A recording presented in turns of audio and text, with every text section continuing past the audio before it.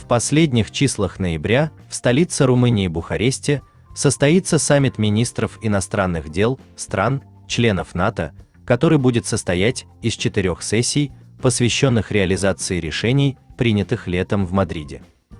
О конфликте на Украине, энергетической безопасности и внутриблоковом партнерстве. Приглашение принять участие в этом мероприятии получила и Молдова, несмотря на то, что в Конституции республики прямо прописан ее нейтральный статус, запрещающий присоединяться к какому-либо военному объединению. Подавляющее большинство молдаван прекрасно осознает пагубность внешней политики нынешнего руководства, ведущего страну к вооруженному конфликту, но Майя Санду и ее команде, похоже, на это абсолютно наплевать. Подобные мероприятия проходят регулярно, и очередное было бы ничем не примечательно, если бы в числе приглашенных на него не оказались Украина, Молдова, Грузия, Босния и Герцеговина, Финляндия и Швеция. Присутствие Финляндии и Швеции еще можно понять. Два этих государства вот-вот станут членами Североатлантического альянса. Босния, Украина и Грузия также достаточно давно заявляют о своем стремлении вступить в этот военный блок. Но вот приглашение Молдовы, государства, придерживающегося принципа нейтралитета, говорит о том, что в своем стремлении к расширению НАТО полностью пренебрегает всеми возможными юридическими нормами. Нейтральный статус Молдовы провозгласили в 1994 году,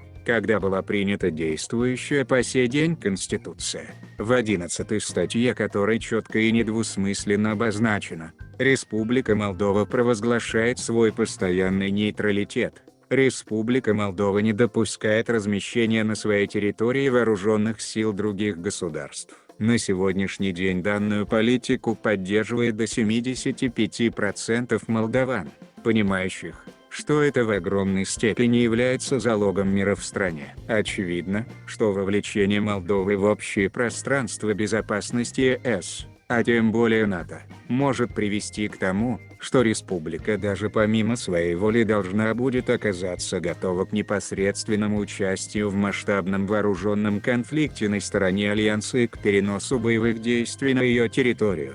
Несмотря на наличие нейтрального статуса, Молдова с середины 1990-х годов активно развивала сотрудничество с НАТО по разным направлениям. Сперва это были вполне мирные, гражданские проекты. Первым из них стала помощь Североатлантического альянса в эвакуации и уничтожении пестицидов с целого ряда складов, которые оставались на территории республики со времен СССР. Позже в Кишиневе с целью правильного информирования граждан Молдовы о принципах и ценностях организации НАТО, для продвижения североатлантических стандартов в рамках сотрудничества между Молдовой и НАТО был создан Центр информирования и документирования.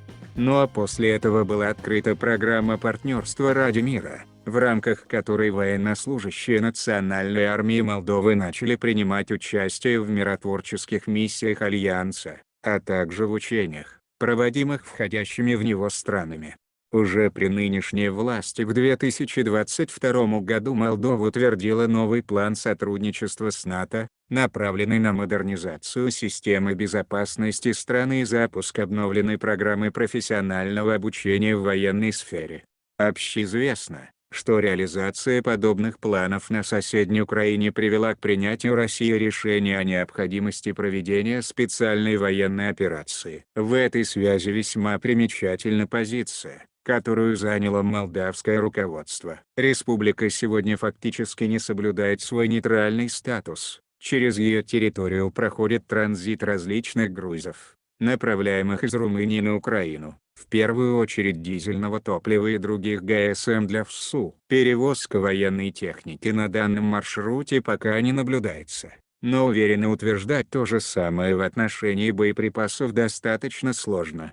При этом все информационное поле в Молдове зачищено не только от любых пророссийских, но даже и от нейтральных мнений. В то же время провластные СМИ транслируют в эфире обращения молдавских наемников, воюющих на украинской стороне, а спикер парламента Игорь Гросу направляет им послание со словами поддержки и угрожает уголовными делами тем, кто выступает за Россию.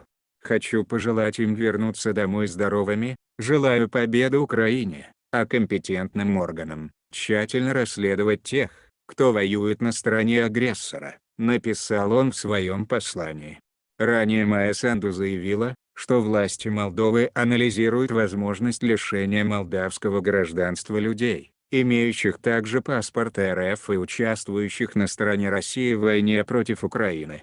Нет никакого сомнения, что последнее препятствие для открытого присоединения Молдовы к НАТО, 11-я статья Конституции страны, крайне раздражает президента и парламентское большинство из партии ПАС. Однако ничего поделать с этим они пока не могут. Несмотря на то, что депутатских мандатов у ПАС достаточно для формирования правительства и принятия нужных законов, для внесения изменений в основной закон страны им не хватает 5 голосов, а получить их неоткуда. Именно поэтому многие предполагают, что деятельность правоохранительных органов в отношении депутатов от оппозиции связана с поиском рычагов для оказания на них давления и склонения к голосованию за изъятие статьи о нейтралитете Молдовы из Конституции.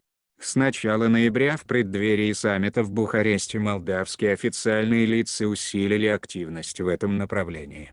10 ноября министр иностранных дел и евроинтеграции Николай Попеско отправился в Париж, где встретился с министром обороны Франции Себастьяном Лекарню для обсуждения сотрудничества в военной сфере. Об итогах этой поездки Попеску сообщил следующее. Договорились улучшить диалог между министерствами обороны двух стран. Улучшение диалога – это и планируемые совместные учения в том числе. И все это на фоне стремления переписать Конституцию и отменить нейтральный статус Молдовы. В тот же день, как сообщили несколько информированных источников, в Кишинев с однодневным визитом прилетел глава британской разведки Ми-6. Он провел 3 встречи с президентом Майей Санду, главой молдавской спецслужбы СИП, Креатура Санду и фонда Сороса, и министром обороны. В тот же день в Молдову прибыл руководитель внешней разведки Румынии. Это лишний раз подтверждает, что фактически нейтралитет является прикрытием для тесного сотрудничества с Западом. Таковы реалии Молдовы и ее национальной армии. Нынешнее руководство страны, похоже, не понимает или сознательно игнорирует тот факт, что нейтралитет республики является залогом сохранения ее территориальной целостности, а попытки НАТО и Украины втянуть ее в конфликт с Россией могут привести к потере не только молдавских территорий, но и самой государственности.